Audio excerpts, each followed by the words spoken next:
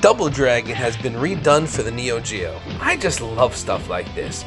Fan projects that take a beloved game and port it to a new system in a fresh new way, and the results are really cool.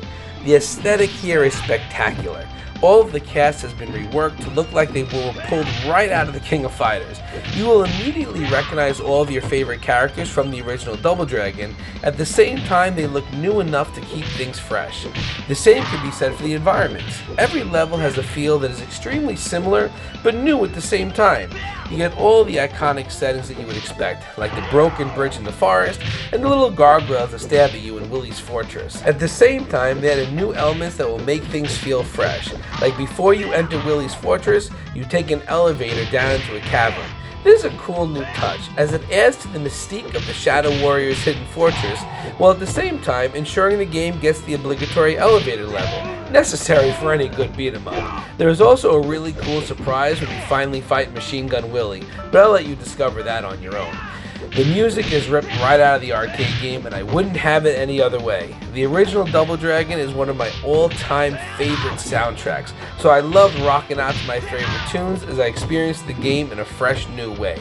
The combat system here is completely revamped, and you will definitely take some getting used to. The basics are there. You have a punch, kick, and a jump button, as well as a button to trigger your special moves and a meter that powers them. The first thing that stands out is how much better the punch is than the kick.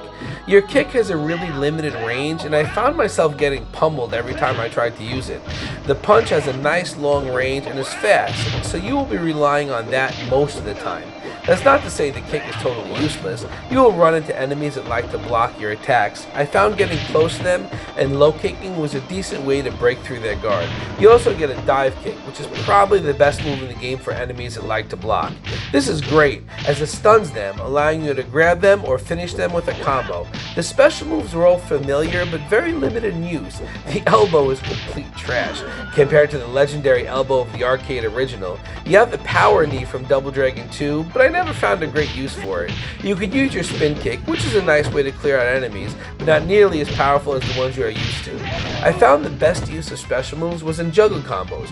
Grabbing an enemy, your special button launches them into the air, and you can then juggle them with your other specials for big damage that make quick work of tough enemies and bosses. The combat definitely takes getting used to. Enemies are relentless and will make your life bar disappear in the blink of an eye. It seemed cheap at first, but you can't play this like you would the original, and as I learned how all the moves worked, the game became a lot more fun. The weapons here are also awesome. You have all the weapons you found in the original Double Dragon, but a special shout out goes out to the whip, which is completely insane and decimates mobs of enemies. You don't get it too much, but when you do, it's an absolute blast.